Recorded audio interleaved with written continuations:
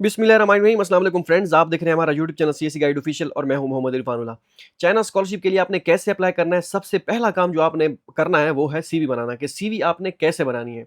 जो स्कॉलरशिप के लिए आपने एक्सेप्टेंस लेटर के लिए मेल्स करनी है और उसमें जो सीवी अटैच करनी है वो कैसे बनानी है। ज़्यादातर हम गलती ये करते हैं जो हमारी जॉब की सीवी बनी होती है हम वही यूज़ कर लेते हैं कि भाई जिसमें हमारी पर्सनल इन्फॉर्मेशन होती है और उसके बाद जो मैट्रिक, इंटरमीडिएट और बैचलर के नंबर लिखे होते हैं बस वही हम यूज़ करते हैं। वो यहाँ पे आपने गलती नहीं करनी। आपने एकेडमिक हिसाब से सीवी बनानी है। जो चीज़ें मुझे पता है वो मैं आपके साथ शेयर करता हूँ। सबसे पहले आपने क्या करना है, गूगल में टाइप करना है सीएसई गाइड ऑफिशियल। इस वेबसाइट को आप ज़हन नशीन कर लें, ये हमारी वेबसाइट है, इसमें आपको सारी चीज़ें मिलेंगी, ठीक है? आने वाले दिनों में आपको सारी अपडेट इंशाल्लाह इधर ही मिलेंगी। इंशाल्लाह आपके जो दोस्त चाइना स्कॉलरशिप हासिल कर चुके हैं उनको पता होगा और उन्होंने अगर आपको रिकमेंड किया है तो आपको सारी चीज़ें यहाँ से मिल जाएँगी। सीएस स्कॉलरशिप के एडमिशन्स कब स्टार्ट होते हैं, कौन-कौन सी स्कॉलरशिप होती हैं, सारा कुछ प्रोफेसर्स की ईमेल्स, प्रोफेसर्स की फैकल्टी लिंक्स सारी चीज़ें आपको मिल जाएँगी। तो आपने क्लिक करना है चाइना स्कॉलरशिप प्रोसीजर 2027-2028 पे। ये 6 स्टेप हैं, ठीक है? ये मेन स्टेप हैं 6। इसके अलावा 2-3 और बनेंगे वो उसमें डॉक्यूमेंट्स के हवाले से नोटराइज़ वगैरह वो इंशाल्लाह बाद में बताऊँगा। तो ये अगर आप ज़हन नशीन कर लेते हैं मेन जो कोर डॉक्यूमेंट्स हैं वो आपके क्लियर हो जाएँगे, वो आपको पता चल जाएगा। ये मेन डॉक्यूमेंट्स हैं, बाकी सारी चीज़ें साथ-साथ चलती रहेंगी, ठीक हो गया? आपने क्लिक करना है इस पे, ठीक है?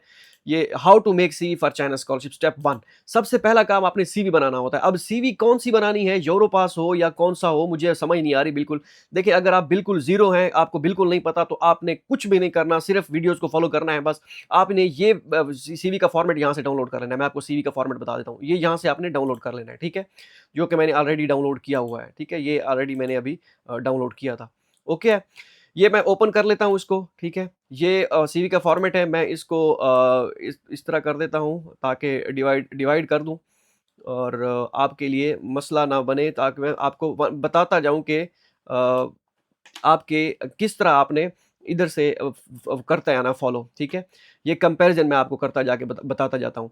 अब सबसे पहला काम आपने क्या करना है, सीवी में आपने अपना नेम लिखना है, अपना नेम आ गया, उसके बाद योर डिपार्टमेंट ये आपका डिपार्टमेंट आ गया, ठीक है? और उसके बाद है जी आप अपना फ़ोन नंबर लिखेंगे, ठीक हो गया? और उसके बाद वीचैट आईडी, वीचैट आईडी अगर आपके पास है तो एक यहाँ पे ऐड कर दें वीचैट का, ठीक है? वो आपने वीचैट मैं आपको रिकमेंड करूँगा कि आप वीचैट लाज़मी बनाएँ अपनी। वीचैट नहीं है तो वीचैट बना लें, उसमें एक आईडी होती है डब्ल्यूएक्स आईडी उस तरह की नहीं, वो आप मैनुअली पुट करेंगे उसकी वीचैट, ठीक है? कि वीचैट आपने कैसे ऐड करनी है, वहाँ पे सेटिंग में जाके अपनी वीचैट का एक ऑप्शन होगा डब्ल्यूएक्सआईडी बड़ी-बड़ी इस तरह करके लिखी होती है बाय डिफ़ॉल्ट, उसको आपने चेंज कर लेना अपने नेम के हिसाब से। अपना जो कुछ भी यूज़र नेम टाइप होता है वो आप कर लें। अगर आपका अकाउंट बाद में डिसेबल भी हो जाता है तो उससे आप मीन्स के डिसेबल कर रहा हूँ सॉरी, आपका लॉग आउट हो जाता है या कोई मसला आ जाता है उससे आप रिकवर कर सकते हैं, ठीक है? वो लाज़मी दें। सम टाइम क्या होता है प्रोफ़ेसर आपकी वीचैट पे डायरेक्ट आपके वीचैट पे कॉन्टैक्ट करता है, ठीक है? तो वो आपको रिक्वेस्ट सेंड कर देता है क्योंकि उनको अगर पोटेंशियल कैंडिडेट लगता है वो डायरेक्ट आपको वीचैट आईडी लिखी होती है उस पे कॉन्टैक्ट कर लेते हैं। व्हाट्सएप नंबर पे तो नहीं करते लेकिन ये है कि ये भी लाज़मी है, ये भी लाज़मी है, ठीक है? उसके बाद आपने अपनी ईमेल लिखनी है, ठीक है? अब ये चीज़ें आ गई, उसके बाद ऑब्जेक्टिव्स आ गया, ठीक है? ऑब्जेक्टिव्स में आपने यही लिख देना है to be a good researcher in my field 2 plus year experience या 1 साल का एक्सपीरियंस भी लिख दें। अगर आप पढ़ रहे हैं तो 1 साल का लिख दें, अगर आप ग्रेजुएट हो चुके हैं तो 1-2 साल का लिख दें, कोई मसला नहीं है। ठीक हो गया? उसके बाद है कि एकेडमिक क्वालिफिकेशन। एकेडमिक क्वालिफिकेशन जो है ये आपने क्या किया हुआ है? बैचलर ऑफ इंजीनियरिंग किया हुआ है कंप्यूटर साइंस में, बैचलर ऑफ कोई भी बीएस फिजिक्स किया हुआ है, सिविल इंजीनियरिंग जो की हुई है वो भी आप लिख दें, इलेक्ट्रिकल की हुई है वो भी लिख दें। जो चीज़ आपने लिखी हुई है वो लिख दें। आपका अपना ये लिख दें, ईयर भी लिख दें। ये हमारा ईयर है। ठीक है? अगर आप सोच रहे हैं कि पता नहीं ये ऐਵੇਂ ही बता रहे हैं, ये है, वो है, तो भाई 2012 से 2016 हमारा बैच था। आप में से शायद क कइयों ने मिडल की होगी उस वक़्त या मिडल 8वीं में पढ़ रहे होंगे, ठीक है? तब हमने जो है ये ग्रेजुएशन अपनी मुकम्मल की थी। उसके बाद क्या है जी, आपने यूनिवर्सिटी का नेम लिख देना है, उनकी वेबसाइट लिख देनी है, ठीक है? अगर आप किसी उससे पोस्ट ग्रेजुएट कॉलेज से पढ़ रहे हैं, वो आप जिसके साथ एफ़िलिएट है जो आपका कॉलेज जिस यूनिवर्सिटी के साथ, अगर गाज़ी यूनिवर्सिटी के साथ है, बीज़ेडयू मुल्तान के साथ है, जिसके साथ भी है, उसकी वेबसाइट आपने लिख देनी है, ठीक है? उसके बाद ये चीज़ें आपने लिख देनी है। आपने ये क्या करना है, अगर तो ये आप क्योंकि ये कंप्यूटर साइंस से रिलेटेड है, ठीक है? तो आपने क्या करना है इसको कॉपी करके चैटजीपीटी को आप दें कि भई मुझे अपनी मेरी फ़ील्ड से रिलेटेड इसके ये लिख दें, ठीक है? वो आपको लिख देगा। मेन चीज़ ये है कि आपने इसमें जो आपके कोर्स वर्क है ना, अब अगर आप उसको ना भी दें चैटजीपीटी को, ये जो आपका कोर्स वर्क है, जो आपने किया था ट्रांसक्रिप्ट पे, आपके जो सब्जेक्ट होंगे वो आपने यहाँ पे लिख देने हैं, ठीक है? उसके बाद आपने क्या की है एफएससी प्री इंजीनियरिंग की है, जो भी है वो आप अपना लिख दें, ठीक है? मैट्रिक का लिखें या ना लिखें मसला नहीं है। ठीक है? ये चीज़ें मैं जो आपको बता रहा हूँ, ये मास्टर और पीएचडी वालों के लिए बता रहा हूँ, बैचलर वालों के लिए नहीं है। बैचलर वाले काफ़ी सारे स्टूडेंट्स कमेंट करते हैं कि हमें बताएँ, हमें बताएँ। देखिए, बैचलर के लिए कोई फुली फंडेड स्कॉलरशिप चाइना में नहीं है। अगर आपको कोई कहता है, वो झूठ बोलता है। ठीक है? फुली फंडेड मैक्सिमम ये है कि आपकी ट्यूशन फी एग्ज़ेम्प्ट होगी या मैक्सिमम मैक्सिमम हो जाए आपकी डॉर्मिटरी फ्री होगी। ठीक है? मीन्स कि हॉस्टल।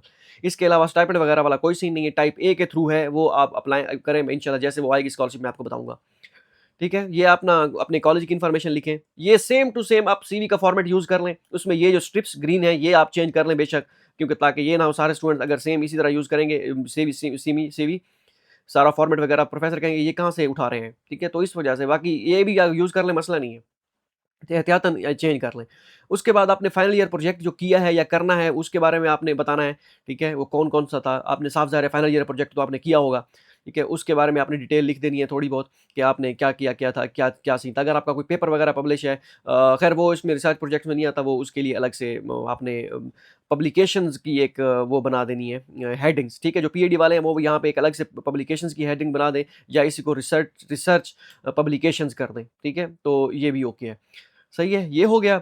उसके बाद ये एकेडमिक रिसर्च है। इससे ऊपर आपने क्या करना है, अगर आपके पेपर वगैरह पब्लिश नहीं है या पीएचडी भी कर रहे हैं, मास्टर में कोई पब्लिकेशंस नहीं की, आपने ये रिसर्च डायरेक्शन वाली, ये आपने इस पोस्ट में ऐड करें या इसके बाद या इससे पहले, जैसे मर्ज़ी कर लें। इससे पहले आपने एक हेडिंग बना देनी है या इसी हेडिंग को चेंज कर लें। उसको आपने क्या करना है, रिसर्च डायरेक्शंस का नाम देना है। रिसर्च डायरेक्शन या रिसर्च इंटरेस्ट, रिसर्च डायरेक्शन वैसे ठीक है। उसमें आपने क्या करना होता है, उसमें आपने बताना होता है प्रोफ़ेसर को कि भई मैं इस रिसर्च पे काम, मेरा इसमें इंटरेस्ट है, ठीक है? मेरी इसमें ये डायरेक्शन है मेरी। आपको गो के उसमें आपकी उसमें नहीं है, आपकी उसमें ज़्यादातर उसमें आपकी ग्रिप नहीं है, कमांड नहीं है, आपको थोड़ा बहुत इन्फॉर्मेशन है या आपने सब्जेक्ट वगैरह पढ़े थे, तो मसला नहीं है, बस वही ओके है, ठीक है? क्योंकि जब मास्टर के लिए अप्लाई करते हैं तो आपके लिए इतना ज़्यादा रिसर्च का आइडिया नहीं होता, ठीक है? तो इस पहला इसमें अगर ऐड करना है, इसी में लिखनी है, इसको चेंज कर दें रिसर्च डायरेक्शन को, या इससे बेहतर है कि मज़ीद एक और आप बना लें हेडिंग इसके ऊपर करके, उसमें रिसर्च डायरेक्शन ऐड कर दें या वही हेडिंग इसके ऊपर भी बना लें, ठीक है? वो ज़्यादा बेहतर है अगर इसके ऊपर बना लेते हैं। इट्स अप टू यू, दोनों चीज़ें ठीक है, ठीक है? मैं होता तो मैं इसके ऊपर बना देता, ठीक है? ये हो गया।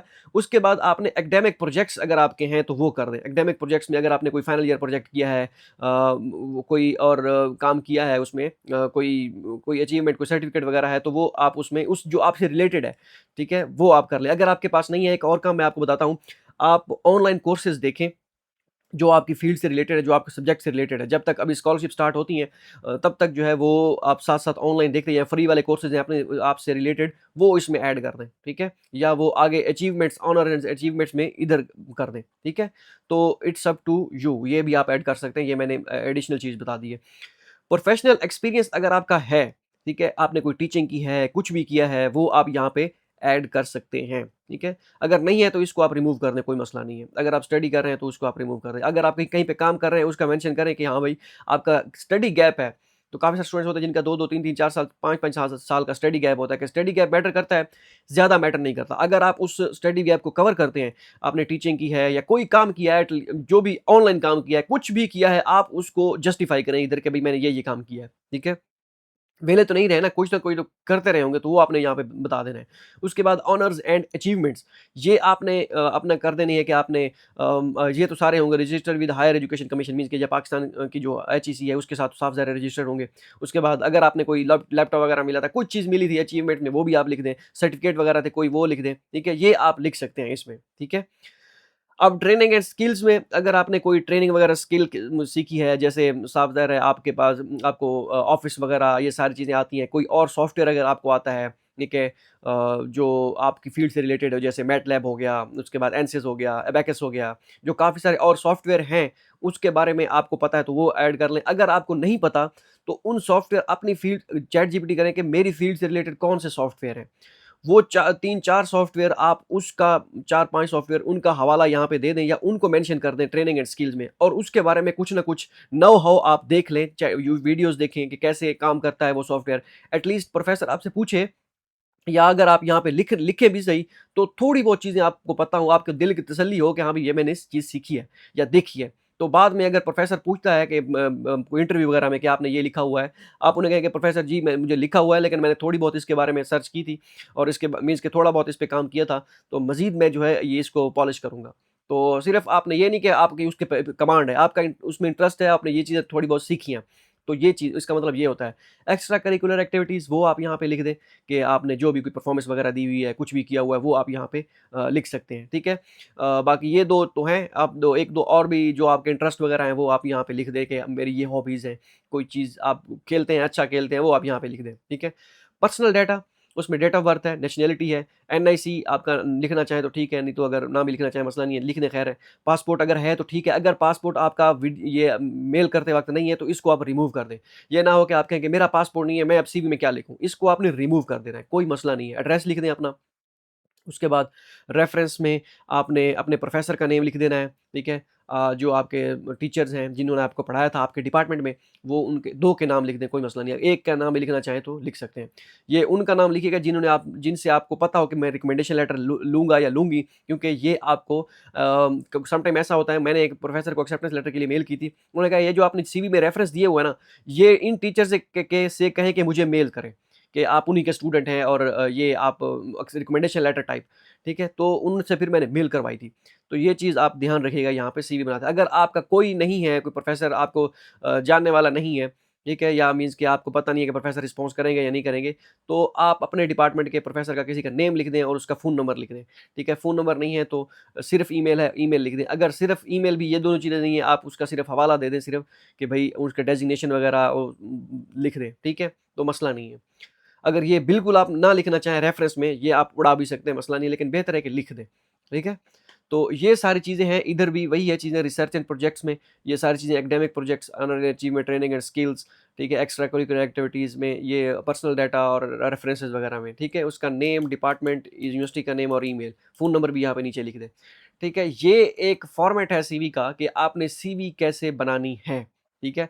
अब इससे जुड़े काफ़ी सारे सवाल भी होते हैं कि हमें अगर एक्सेप्टेंस ना मिले तो सीवी चेंज कर सकते हैं या कितने प्रोफ़ेसर को सीवी सेंड करें। वो इंशाल्लाह जैसे ये मैं आपको नेक्स्ट उसमें बताऊँगा कि आपने कैसे करना है, प्रोफ़ेसर को स ईमेल कैसे सेंड करनी है, ठीक है? ये हमारा नेक्स्ट टास्क होगा कि आपने कैसे प्रोफ़ेसर को ईमेल करनी है, ईमेल में क्या लिखना है, बॉडी क्या होनी चाहिए, प्रॉपर मैं आपको चीज़ें बताऊँगा। और एक और चीज़ भी सीवी के साथ कोई रिसर्च प्रपोज़ल या कुछ और चीज़ें अटैच करनी है, कुछ भी अटैच नहीं करना जब आपने प्रोफ़ेसर को मेल करनी है तो सिर्फ़ और सिर्फ़ आपने सीवी अटैच करनी है। इसके अलावा कुछ नहीं करना अटैच। अगर प्रोफ़ेसर माँगे मुझे आप प्रपोज़ल बना के दो रिसर्च प्रपोज़ल या स्टडी प्लान तब मैं आपको एक्सेप्टेंस दूँगा, वो बाद का मामला है। पहला मामला ये नहीं है, फिर अब आपने सीवी बनानी है। ये सीवी का फ़ॉर्मेट है।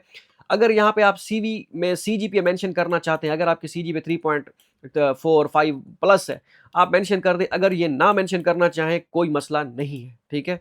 तो कुछ प्रोफ़ेसर होते हैं वो अगर आपकी सीवी अच्छी सीजीपीए अच्छी है वो कहते हैं कि अच्छा सीजीपीए अच्छी है इसको एक्सेप्टेंस दे देता हूँ। कुछ कहते हैं कि नहीं सीजीपीए में डज़न्ट मैटर मैं इसकी जो सीवी चेक करता हूँ क्या ये मेरे उसमें मेयार पे पूरा उतर रहा है या उतर रही है, तो वो फिर आपको एक्सेप्टेंस के दे देते हैं, ठीक है? अगर आपकी सीजीपीए अच्छी है तो मेंशन कर दें, अगर अच्छी नहीं है 3.1 है, 2 है, 3 है इसको मेंशन ना करें, तो ये ज़्यादा बेहतर है, ठीक है? नेक्स्ट वीडियो में हम जानेंगे कि आपने सीवी में कौन-सा फ़ॉर्मेट यूज़ करना है और किस तरह आपने सीवी ये मेल सेंड करनी है और किस तरह प्रोफ़ेसर की ईमेल फाइंड करनी है, वो भी एक तरीकाकार बता दूँगा आपको, ताकि आपको उससे फ़ायदा हो। होप सो ये वीडियो आपके लिए फ़ायदेमंद साबित हो। मिलते हैं अगली वीडियो में, दुआ में याद रखिएगा। अल्लाह हाफ़िज़।